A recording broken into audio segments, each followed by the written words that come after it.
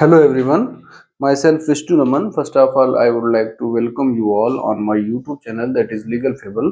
जैसा कि आप लोग पता है आप लोगों को कि हम लोग अभी बीएनएस का लेक्चर सीरीज कर रहे थे क्रिमिनल लॉ फर्स्ट का, जिसमें हमने मैक्सिमम ऑफ द पार्ट्स को कवर कर रखा है, बट अभी कुछ चीजें एक दो चीजें एक्चुअली रह गई हैं, तो उसमें आज हम लोग डिस्कस करने वाले हैं। जैसे आप लोग देख पा रहे होंगे डाउरी डेथ क्या होता है और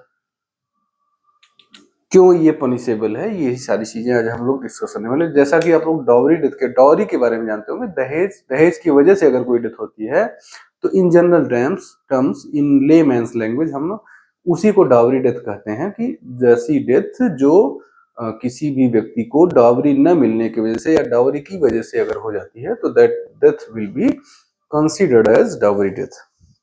ये तो हो गई लेमैन्स लैंग्वेज। अब हम लोग अपने लीगल लैंग्वेज की बात करते हैं तो सेक्शन 80 जैसा आप लोग देख पा रहे होंगे, सेक्शन 80 या भारतीय न्याय संहिता में अभी जो हमारी 2023 में आई है उसमें डाउरी डेथ को डिफाइन किया गया है। बट सेक्शन 304 ऑफ आईपीसी में ये था, it means 304 B actually 304 B it means कि ये जब हमारा आईपीसी आया तो फ्रॉम इट्स इंसेप्शन ये नहीं था, इसको बाद में जोड़ा गया।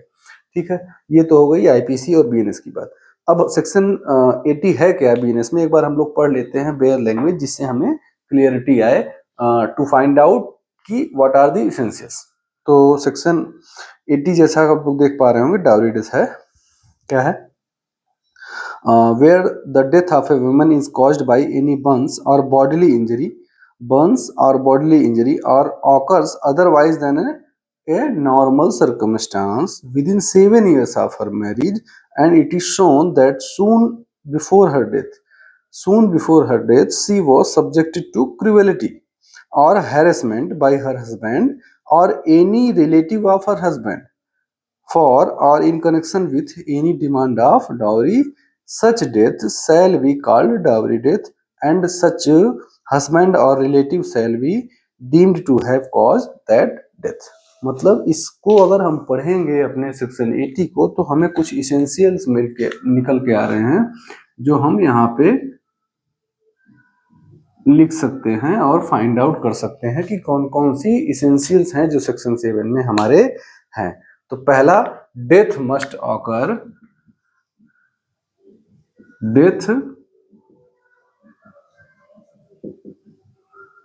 With in 7 years of marriage. पहली चीज, जो डेथ हुई है वो कितने दिन के अंदर होनी चाहिए, शादी के 7 साल के अंदर डेथ होनी चाहिए। अगर 7 साल से 8 साल हो गया है, that death will not be covered under the concept of dowry death, उसको हम डावरी डेथ नहीं कहेंगे। दूसरा, death must be because of some bodily injury, because of some bodily injury या burns, death must be because of some bodily injury या burn means आग से जला हुआ, या अदरवाइज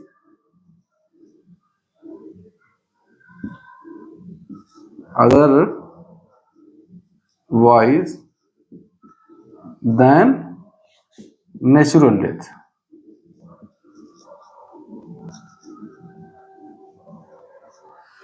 मतलब वो जो डेथ हुई है उस महिला की 7 साल के अंदर, वो कैसे हुई है, बिकॉज ऑफ सब बॉडली इंजरी या बर्न्स या आग से जल के या किसी चोट की वजह से, या अदरवाइज देन नेचुरल डेथ। मतलब उसकी जो डेथ थी वो नेचुरल नहीं थी, it was unnatural death, it was by not by nature, it was by some man या some circumstances that has been created by means। तो दो इसेंशियल हमने देखा, पहला 7 साल, दूसरा बॉडीली इंजरी होनी चाहिए या बर्न्स होना चाहिए या क्या होना चाहिए, अदरवाइज देन नेचुरल डेथ होनी चाहिए। तीसरा हमने क्या देखा, तीसरा अगर हम बेरेक्ट में देखेंगे तो women was subjected to cruelty. ठीक है, क्रुएलिटी मस्ट बी देयर। और ये क्रुएलिटी किसके द्वारा होनी चाहिए? By her husband, by her husband और एनी रिलेटिव ऑफ हस्बैंड। या तो वो क्रुएलिटी, वो उसकी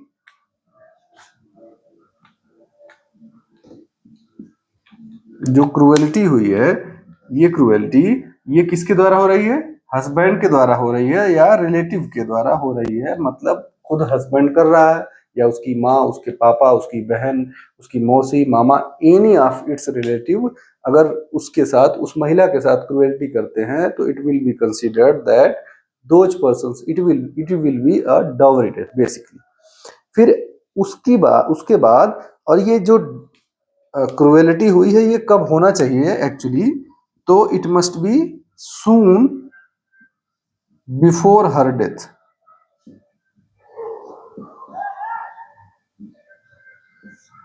जब उस महिला की डेथ हुई उसके जस्ट बिफोर या थोड़े पहले समय में क्रुएलिटी हुई होनी चाहिए, जिससे हम ये प्रूफ कर पाए कि ये ही एग्जैक्ट रीजन था। सून मतलब जस्ट बिफोर, कि यही एग्जैक्ट रीजन था जिसकी वजह से वो क्रुएलिटी और डेथ कॉज हुई, या उस महिला को डेथ अपना सुसाइड करना पड़ा, या नेचुरली उसको मार दिया गया। ये सारी चीजें जस्ट बिफोर होनी चाहिए।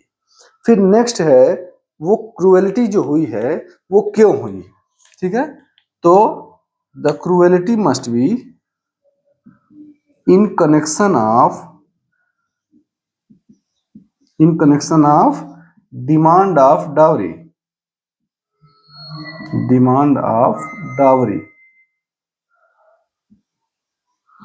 ये जो क्रुएलिटी हुई है ये डिमांड ऑफ डावरी की वजह से हुई है। मतलब दहेज की डिमांड थी और वो दहेज की डिमांड नहीं पूरी हो पा रही थी, जिस वजह से उस महिला की डेथ कॉज कर दी गई। These are the essentials that can be discussed, that can be find in the section itself of section 80। अगर हम सेक्शन 80 को ब्रेक करेंगे तो हमें ऑटोमेटिकली ये सारे ही इसेंशियल उसमें मिल पाएंगे, ठीक है? अब हम लोग आते हैं हमारे पनिशमेंट के बारे में कि कितनी पनिशमेंट की बात की गई है हमारे बीएनएस में। पनिशमेंट तो आप जैसे सेक्शन 80 का 2 अगर देख रहे होंगे तो इसमें आपको अपने आप क्लियर होगा कि दो तरह की बात है। पहली कि मिनिमम पनिशमेंट जो होगी, मिनिमम पनिशमेंट 7 ईयर्स, ठीक है? अगर आपने डाउरी डेथ की, डाउरी डेथ के आप अक्यूज्ड हैं और फाइनली कन्विक्ट हो जाते हैं तो you will get punishment of 7 years minimum. 7 साल से कम का तो सवाल ही नहीं पैदा होता। मैक्सिमम कितना? तो मैक्सिमम ये कितना जा सकता है? Maximum up to life imprisonment, life imprisonment. मतलब अगर आपने डाउरी डेथ की तो आप मिनिमम तो 7 साल के लिए जाएंगे, मैक्सिमम आप आजीवन कारावास के लिए जेल में जा सकते हैं। These are the essentials, these are the punishment. अब हम लोग अपने मेन केस लॉज पे आते हैं कि कितने हमारे आईपीसी में एक्चुअल में डाउरी डेथ के केसेस जो अभी हमारे बीएनएस है, बीएनएस के अकॉर्डिंग तो अभी डील हुआ जजमेंट तो आया नहीं है, इसलिए हम लोग आईपीसी के जो रिलेवेंट जजमेंट हैं वही पढ़ेंगे सेक्शन 80 में, ठीक है? तो आइए हम लोग एक बार जजमेंट्स पढ़ लेते हैं, 1 2 3 जो भी हमारे पास जजमेंट होंगे। ऐसे जजमेंट तो बहुत ढेर सारे हैं, बट टॉपिक को समझने के लिए मैं 2 3 टॉपिक, 2 3 जजमेंट आपको समझा दूंगा जिससे कि आपको क्लियरिटी आ जाए, ठीक है? तो पहला इसमें जजमेंट जो हम लोग इसमें देखते हैं, फर्स्ट केस वो है Kamesh Panjiyar versus state of Bihar. पहला case Kamesh Panjiyar versus state of Bihar. 2005। ये केस बहुत इंपॉर्टेंट केस है। जैसा कि आप यूपी बिहार के अगर रेजिडेंट हैं तो आपको पता होगा कि शादियों में पहले जो कस्टम क्या था, कि अभी भी कुछ एरियाज में ऐसा कस्टम है कि शादियों में पहले क्या होता था कि जैसे ही शादी हुई उस लड़की की, तो उसके शादी में एक लड़की के साथ साथ एक बफेलो गिफ्ट की जाती थी, जो ऐसा माना जाता था कि ये इसके पर्सनल हम कस्टम था कि जैसे उस पर्सनली उस लड़की के लिए दे रहे हैं, बट जनरली ये कस्टम बन गया कि उस फैमिली के लोग डिमांड करने लगे कि हमें बफेलो चाहिए। उनकी एक्सपेक्टेशन होने लग गई कि बफेलो चाहिए ही चाहिए। तो what happened in this case, husband and their relatives demanded dowry. ठीक है, डावरी का डिमांड हुआ, डिमांडेड डावरी। पहला 40,000 रुपये। ठीक है, ये 40,000 रुपये तो दे दिया गया, मतलब महिला की तरफ से, ब्राइड की तरफ से 40,000 रुपए की जो डिमांड थी ये पेड हो गई। But the second demand of buffalo, ये जो है नहीं पेड हो पाई, ये फुलफिल नहीं हो पाई, नॉट मिट। ये दूसरी वाली जो डिमांड थी वो पूरी नहीं हो पाई, जिसकी वजह से उस महिला ने, मतलब उस महिला की सास ने उस अपनी बहू का स्ट्रैंगुलेशन से उसका गला दबा के बेसिकली उसकी हत्या कर दी। अपनी बहू का एक भैंस न मिलने की वजह से उसने अपनी बहू का गला दबा के हत्या कर दिया। This was the fact of this case. Session court ने उस महिला को और उसके फैमिली को जो है सेंटेंस कर दिया 10 साल के लिए। फिर फाइनली सुप्रीम कोर्ट में मामला गया कि ये क्या क्रूएल्टी इसको कंसीडर किया जाएगा या नहीं। तो सुप्रीम कोर्ट ने कहा कि the supreme court, the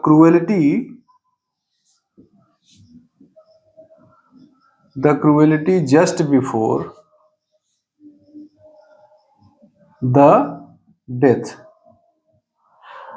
is itself a proof of dowry death।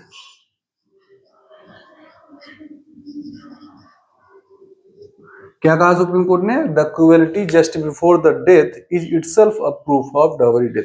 अगर डेथ जैसे हुई उसके तुरंत पहले अगर क्रूएल्टी हुई है, और cruelty is itself being reflected in the incident, मतलब उस दुर्घटना में दिख रहा है प्रत्यक्ष रूप से, तो it means the husband and its relative will be liable.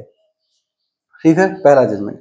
Now coming to the second judgement, that is Pani Ben versus state of Gujarat 1992। ये गुजरात का मामला है। Second, Pani Ben versus state of Gujarat 1992। इस केस में क्या हुआ था कि जो अक्यूज था, मतलब अक्यूज मतलब सासू माँ ने अपनी बहू के ऊपर, जब बहू सो रही थी तो उसके ऊपर क्या कर दिया, केरोसिन ऑयल,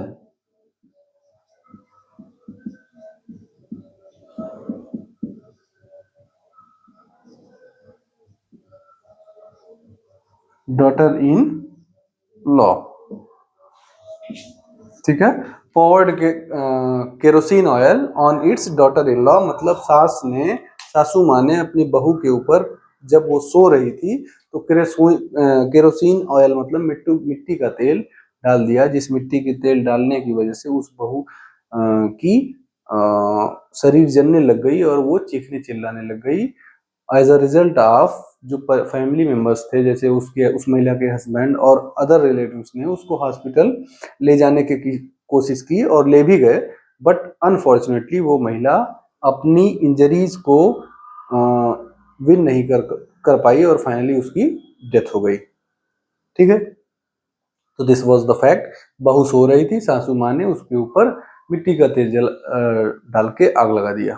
ठीक है, एंड क्यों? क्योंकि just because their dowry demand was not being met, पूरी नहीं हो रही थी उनकी दहेज की डिमांड। ठीक है, तो सुप्रीम कोर्ट ने क्या किया, एंड द विक्टिम इटसेल्फ, मतलब ये डॉटर इन लॉ ने डाइंग डिक्लेरेशन दिया। डाइंग डिक्लेरेशन मतलब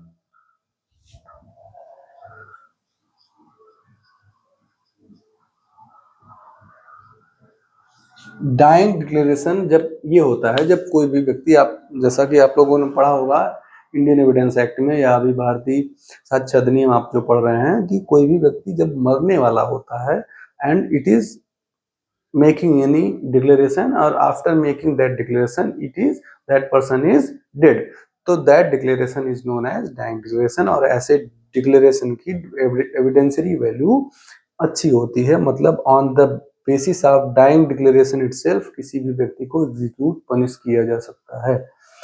तो on this basis of this dying declaration the mother in law was held liable. कौन लाइबल हुआ? Mother in law was held liable. क्यों? क्योंकि उसने डावरी डेथ किया था, लाइबल फॉर डावरी डेथ।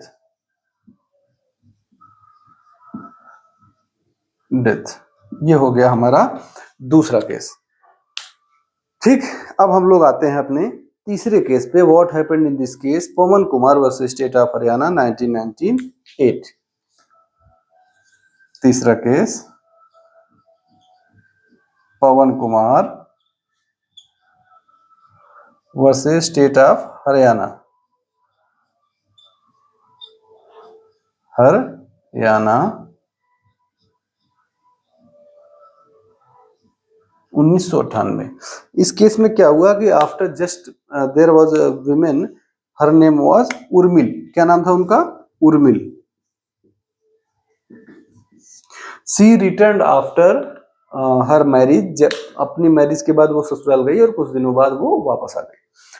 क्यों वापस आ गई? Because her husband Pawan Kumar, mister Pawan Kumar was continuously asking her to bring something, some articles from its father's space, या हम कह सकते हैं अपने ससुराल से वो कुछ चीजें लेके आए। जैसे उन चीजों में उसकी स्पेसिफिक डिमांड क्या थी? तो जैसे उसका डिमांड था कि उसको रेफ्रिजरेटर चाहिए था, स्कूटर चाहिए था, और ढेर सारे आर्टिकल्स था जैसे जिसको वो कंटिन्यूअसली डिमांड किया करता था अपनी पत्नी से। And just after this continuous torture, कोई भी महिला अपने पेरेंट्स से, every parents give their best to their daughters, अपने बेटियों को वो मैक्सिमम जितना दे सकते हैं वो देते ही हैं। अब कोई भी व्यक्ति को, कोई भी डॉटर कितना भी डिमांड करेगी शादी के बाद अपने पेरेंट्स से, बेसिकली जैसे रेफ्रिजरेटर, जबकि बात है 1998 के, उसके समय में आप अज्यूम कीजिए एक रेफ्रिजरेटर या स्कूटर की डिमांड कितनी बड़ी डिमांड होती है। तो बाय दिस कंटिन्यूअस डिमांड, वो एक मेंटल टॉर्चर वो महिला फील करते करते फेल कर गई अपने आप को, एंड शी कमिटेड सुसाइड। ठीक है, it was held after that husband मतलब mister Pawan Kumar, mister Pawan Kumar, he was the husband of Urmil, he was held liable for the offense of abatement of suicide, and that was covered under the dowry death। abatement of suicide मतलब you are abating, you are making bound any person, you are promoting any person to kill herself ना, और आपने उस महिला को अपनी death cause करने के लिए मजबूर किया। This was the judgement, and mister Pawan Kumar was held liable. Pawan Kumar was held liable. क्यों? Because of mental cruelty. मैंने बताया था आपको कि क्रूएलिटी में physical as well as mental cruelty both are covered. तो this is the third case that has been discussed under dowry death. ठीक है, तो this was the today's topic that is dowry death. मुझे लगता है कि अब डॉवरी डेथ में इससे ज़्यादा क्लियरिटी की कोई ज़रूरत नहीं है। बेसिकली कि हमारे कुछ इसेंशियल्स हैं जो सेक्शन 80 में हमें पढ़ने पे मिल जाते हैं। वो इसेंशियल को अगर हम देखें तो पहला क्या इसेंशियल है, पहला 7 साल में डेथ होनी चाहिए। दूसरा क्रुएल्टी होनी चाहिए। क्रुएल्टी क्यों हुई है? Because of demand of dowry, ठीक है। और जस्ट बिफोर द वो डेथ कैसे हुई है? अननेचुरल डेथ होनी चाहिए ना, या तो मारपीट के किया गया है या तो जिंदा जला के किया गया। ये सारी चीजें इसेंशियल्स में आती हैं, ठीक है। Husband as well as relatives of the husband, all the persons are covered under this, ठीक है। तो this is all about dowry death. I think today's topic is complete. Thank you very much for being with me, or please like and subscribe my channel and share to those who actually need these kinds of content ना। ऐसे content आपको free में available मैं करा रहा हूँ because of some personal reasons I was not continuing these lectures, लेकिन अब ये हमारे लेक्चर्स फिर से कंटिन्यू रहेंगे। Thank you very much.